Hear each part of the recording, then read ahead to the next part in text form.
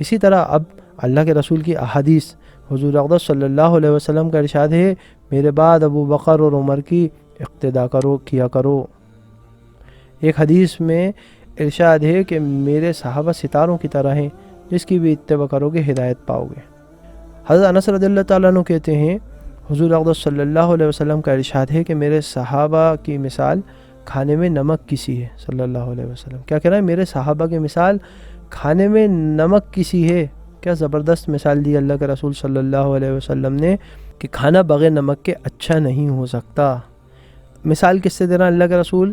نمک سے مثال دے رہا ہے، کس کی؟ صحابہ کی۔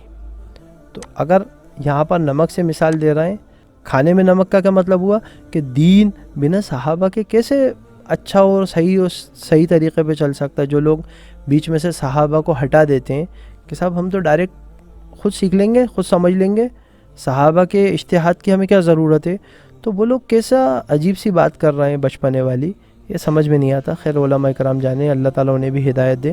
بہرحال حضور اقدس صلی اللہ علیہ وسلم کا یہ بھی ارشاد ہے کہ اللہ سے میرے صحابہ کے بارے میں ڈرو، ان کو ملامت کا نشانہ نہ بناؤ۔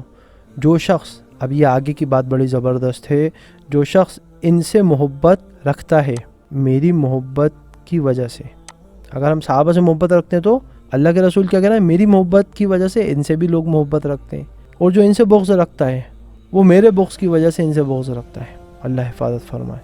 اور جو شخص ان کو اذیت دے اس نے مجھ کو اذیت دی، اور جس نے مجھ کو اذیت دی اس نے اللہ کو اذیت دی، اور جو شخص اللہ تعالیٰ کو اذیت دیتا ہے قریب ہے کہ پکڑ میں آ جائے۔ اللہ تعالیٰ ہم سب کی حفاظت فرمائے۔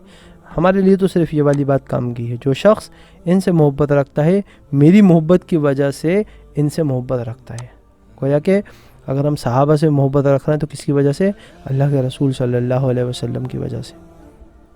حضور اقدس صلی اللہ علیہ وسلم کا یہ بھی ارشاد ہے کہ میرے صحابہ کو گالیاں نہ دیا کرو۔ اگر تم میں سے کوئی شخص احد پہاڑ کے برابر سونا خرچ کرے تو وہ ثواب کے اعتبار سے صحابہ کے ایک مد یا آدھے مد کے برابر بھی نہیں ہے، مطلب بہت تھوڑا سا عمل کرا ان کے مقابلے میں۔ اور حضور اقدس صلی اللہ علیہ وسلم کا ارشاد ہے کہ جو شخص صحابہ کو گالیاں دے اس پر اللہ تعالیٰ کی لعنت، فرشتوں کی لعنت، تمام آدمیوں کی لعنت، نہ اس کا فرض قبول نہ نفل۔ حضور اقدس صلی اللہ علیہ وسلم کا ارشاد ہے کہ اللہ تعالیٰ نے انبیاء علیہم الصلاۃ والتسلیم کے بعد تمام مخلوق میں سے میرے صحابہ کو چھانٹا ہے، یعنی انبیاء کے بعد جو سب سے بیسٹ لوگ ہیں دنیا کے اندر وہ کون ہیں؟ کہ صحابہ رضی اللہ تعالیٰ عنہم اجمعین ہیں، اور ان میں سے 4 کو ممتاز کیا ہے، ابو بکر، عمر، عثمان اور علی رضوان اللہ تعالیٰ عنہم اجمعین، ان کو میرے سب صحابہ سے افضل قرار دیا ہے۔ الفاروق کے نام سے حضرت عمر رضی اللہ تعالیٰ عنہ کی پوری زندگی موجود ہے، کیا زبردست کتاب ہے۔ پھر حضرت علی کی المرتضیٰ کے نام سے کتاب آپ کو مل جائے گی، اس کو پڑھنے کی کوشش کریں۔ حضرت عثمان کی زندگی، ابھی ایک کتاب مارکیٹ میں اویلیبل ہے، حضرت ابوبکر صدیق رضی اللہ تعالیٰ عنہ کے 100 قصے، حضرت عمر رضی اللہ تعالیٰ عنہ کے 100 قصے، حضرت عثمان کے 100 قصے، حضرت علی کے اور حضرت فاطمہ کے، حضرت خدیجہ کے، بڑی زبردست کتاب ہے، وہ پڑھیں، اپنے بچوں کو پڑھائیں۔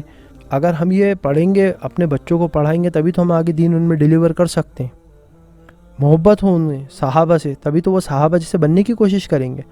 ایوب سختیانی رحمۃ اللہ علیہ کہتے ہیں کہ جس شخص نے ابو بکر سے محبت کی اس نے دین کو سیدھا کیا، جس نے عمر رضی اللہ تعالیٰ عنہ سے محبت کی اس نے دین کے واضح رستے کو پا لیا، اور جس نے عثمان غنی رضی اللہ تعالیٰ عنہ سے محبت کی وہ اللہ کے نور کے ساتھ منور ہوا، اور جس نے حضرت علی رضی اللہ تعالیٰ عنہ سے محبت کی اس نے دین کی مضبوط رسی کو پکڑ لیا۔ جو صحابہ رضی اللہ تعالیٰ عنہم کی تعریف کرتا ہے وہ نفاق سے بری ہے۔ کیا آتا ہے منافقوں کے بارے میں؟ ان المنافقین فی الدرک الاسفل من النار، جہنم کے سب سے نچلے حصے کے اندر کون ہوں گے؟ منافق ہوں گے۔ اللہ حفاظت فرمائے۔ جتنا منافقوں نے دین کو نقصان پہنچایا اتنا کسی نے نہیں پہنچایا۔ اور یہاں کیا کہہ رہے ہیں؟ جو صحابہ رضی اللہ تعالیٰ عنہم کی تعریف کرتا ہے وہ نفاق سے بری ہے۔ ہم بھی اپنا اس کو ایک جز بنا لیں زندگی کا، کہ جب بات کرنا شروع کریں، کسی سے بھی بات کریں، بیچ میں صحابہ کے واقعات، صحابہ کی مثالیں، ان کی زندگی، ان سے محبت زندگی بھر بیان کریں گے تو اللہ تعالیٰ سے امید ہے کہ اللہ تعالیٰ قیامت میں ہمیں بھی انہی کے زمرے میں اٹھائے گا۔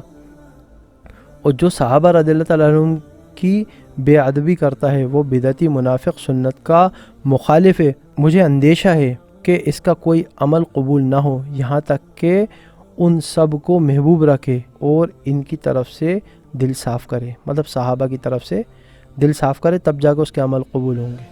اس کے بعد یہ ایک آخری حدیث ہے، اس میں ایک حدیث میں حضور اقدس صلی اللہ علیہ وسلم کا ارشاد ہے، یہ لوگوں میں ابو بکر سے خوش ہوں، تم لوگ اس کا مرتبہ پہچانو، میں عمر سے، عثمان سے، علی سے، طلحہ سے، زبیر سے، سعد، سعید سے، عبد الرحمن بن عوف سے، ابو عبیدہ سے خوش ہوں، تم لوگ ان کا مرتبہ پہچانو۔ یہ سب عشرہ مبشرہ میں سے ہیں۔ ایک مجلس میں اللہ تعالیٰ نے 10 صحابہ کو جنت کی بشارت دی، عشرہ مبشرہ کہا جاتا ہے۔ پھر آگے کہا، یہ لوگوں اللہ جل شانہ نے بدر کی لڑائی میں شریک ہونے والوں اور حدیبیہ کی لڑائی میں شریک ہونے والوں کی مغفرت فرما دی۔ بدر والے بھی کیا ہے، ان کی بھی مغفرت، جو حدیبیہ میں تھے ان کی بھی مغفرت۔ حدیبیہ میں صلح حدیبیہ ہوئی تو اس وقت میں اس کے واقعات تو ہمارے پاس اوپر ابھی انشاءاللہ آئیں گے، ہم انہیں پڑھیں گے۔ تم میرے صحابہ کے بارے میں میری رعایت کیا کرو اور ان لوگوں کے بارے میں جن کی بیٹیاں میرے نکاح میں ہیں یا میری بیٹیاں ان کے نکاح میں ہیں، ایسا نہ ہو کہ یہ لوگ قیامت میں تم سے کسی قسم کے ظلم کا مطالبہ کریں کہ وہ معاف نہیں کیا جائے گا۔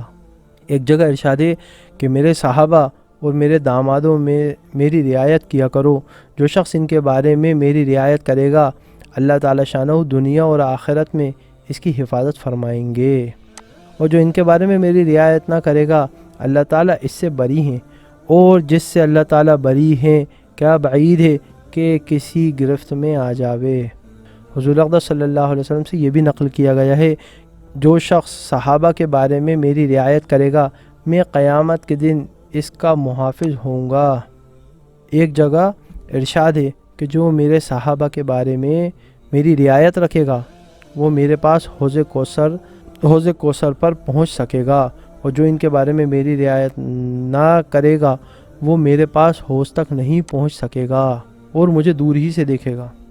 سہیل بن عبداللہ رضی اللہ تعالیٰ عنہ کہتے ہیں کہ جو شخص حضور اقدس صلی اللہ علیہ وسلم کے صحابہ کی تعظیم نہ کرے وہ حضور اقدس صلی اللہ علیہ وسلم پہ ایمان نہیں لایا، اور ان حضرات صحابہ کرام رضی اللہ تعالیٰ عنہ مجمعین کی محبت سے ہمارے دلوں کو بھر دے، آمین یا رب العالمین۔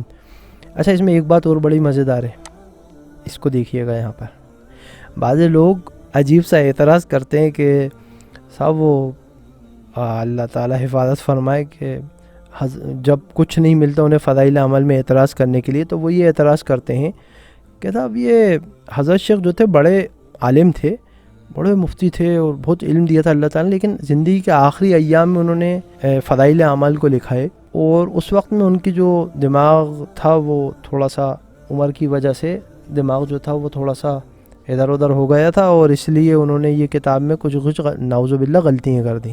تو یہ کتاب کے آخر میں حضرت شیخ نے لکھا ہے، یہ ہر کتاب کے آخر میں لکھا ہے حضرت شیخ نے، اس کو تو ہم ایک بار پڑھ رہے ہیں، باقی آپ لوگ خود دیکھیے گا۔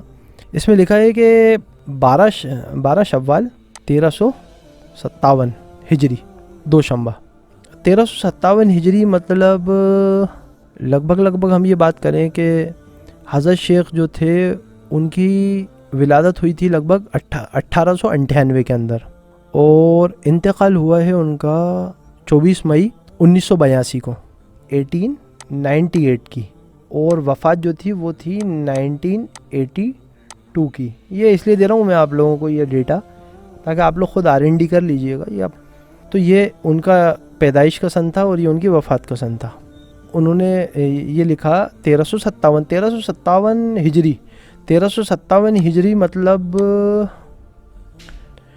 جب ان کا انتقال ہوا تو یہ تھی 1402 ہجری، اور اگر ہم 1402 میں سے 1357 کو مائنس کریں تو کتنا آ رہا ہے؟ 45۔ اپنے انتقال سے 45 سال پہلے انہوں نے اس کتاب کو مکمل کر دیا تھا، اور لوگ کہتے ہیں کہ انہوں نے یہ کتاب بڑھاپے میں لکھی۔ تو یہ الگ الگ چھوٹے چھوٹے کتابچے ہیں جن کو ایک ساتھ ایک جگہ پہ مرتب کیا گیا، لیکن یہ جو حکایت صحابہ تھی یہ حضرت شیخ نے اپنے انتقال سے 45 سال پہلے کمپلیٹ کر دی تھی۔ اس لیے جو ایسے عجیب سے اعتراض کرنے والے ہوتے ہیں ان کی بات لوگ اس لیے مان لیتے ہیں کیونکہ کم علمی کی وجہ سے۔ اگر ہم تھوڑا سا غور کریں نا انہی کتابوں میں تو یہ جو ایسی باولے پنی کی باتیں ہیں ان کا حل تو ہمیں یہیں مل جائے گا۔ تو اللہ تعالیٰ اس کہنے سننے کو قبول فرمائے اور اللہ تعالیٰ سے دعا ہے کہ اللہ تعالیٰ اس کو ہمارے اور آپ کے لیے آخرت میں سرخرو ہونے کا ذریعہ فرمائے۔ وآخر دعوانا ان الحمد للہ رب العالمین۔